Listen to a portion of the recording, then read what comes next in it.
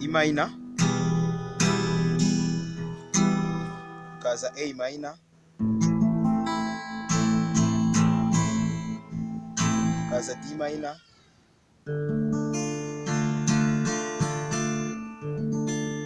hakaza na B minor.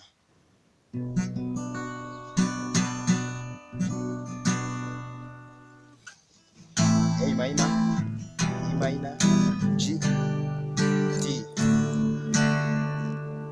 hakaza D minor,